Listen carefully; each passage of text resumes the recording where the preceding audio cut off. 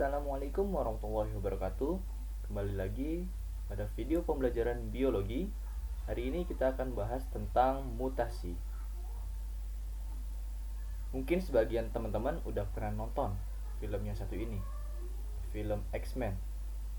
Film yang bercerita tentang sekelompok manusia yang mengalami mutasi gen yang menjadikannya memiliki kekuatan super masing-masing. Salah satu contohnya Wolverine yang memiliki kekuatan bisa regenerasi tubuh. Selain itu juga di tangannya bisa muncul cakar yang sangat kuat. Apakah dalam kehidupan yang sebenarnya hal itu bisa terjadi? Apakah mutasi itu benar-benar bisa membuat seseorang memiliki kekuatan super? Kemungkinan itu ada, tapi sangat kecil. Nah, yang kita pelajari saat ini, mutasi yang menyebabkan suatu perubahan gen atau kromosom. Nah, untuk lebih jelasnya, kita lihat pengertiannya. Pernahkah teman-teman perhatikan atau memakan semangka tanpa biji? Nah, bagaimana hal itu bisa terjadi? Atau bagaimana semangka bisa tumbuh tanpa adanya biji? Dia tentunya tanaman tingkat tinggi yang perkembangbiakannya melalui biji. Tetapi ada buahnya yang tanpa biji. Nah, gimana itu? Pengembangan semangka tanpa biji dilakukan dengan cara rekayasa genetik atau gen di dalam setiap selnya diubah susunannya atau jumlahnya. Pada kasus semangka tanpa biji, jumlah kromosom di sel semangka diubah atau mengalami euploid. Nah, euploid itu apa? Di bab ini nih kita akan bahas di mutasi. Euploid merupakan kejadian di mana jumlah gen bertambah, bisa menjadi 2 kali lipat, 3 kali lipat, atau 4 kali lipatnya. Nah, semangka tanpa biji ini jumlah kromosomnya berubah, sehingga hal tersebut menyebabkan biji pada buah akan tumbuh sedikit atau tidak ada sama sekali.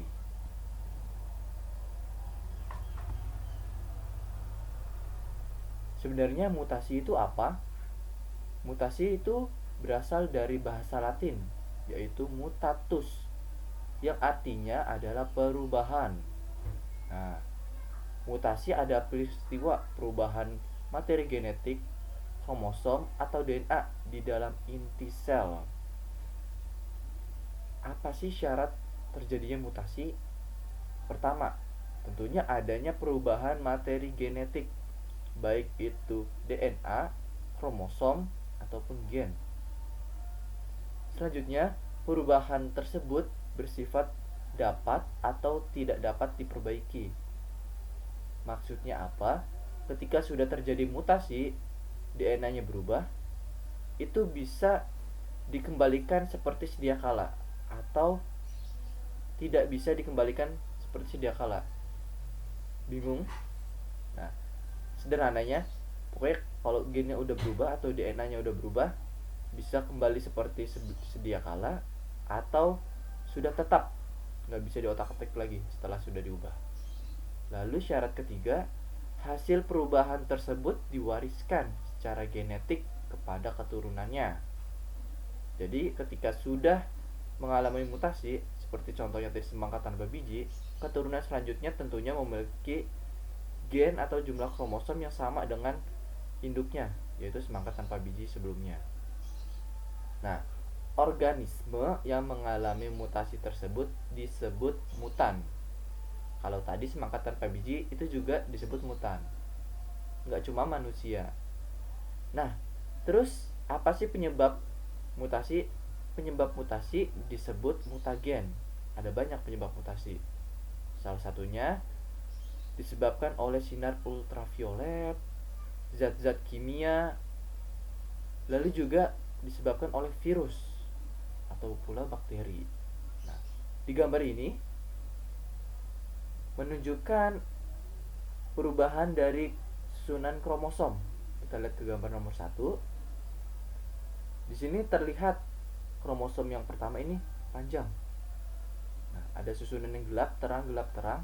Nah, di gambar sebelah kanannya kromosomnya menjadi lebih pendek. Ada bagian yang menghilang atau dihapus. Gambar kedua kebalikannya, darinya kromosomnya pendek, lihat di bagian yang diarsir ini akan mengganda. Kalau yang ketiga, ini susunannya berubah, darinya pendek, panjang, pendek, pendek, panjang, pendek, berubah jadi panjang, pendek, pendek, panjang, pendek, pendek. Ini merupakan 3 jenis mutasi kromosom. Tentunya ada beberapa macam lagi mutasi, nggak cuma 3 macam ini saja. Macamnya apa saja?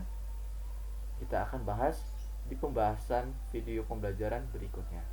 Terima kasih, semoga video pembelajaran ini bermanfaat. Kurang lebih mohon maaf. Assalamualaikum warahmatullahi wabarakatuh.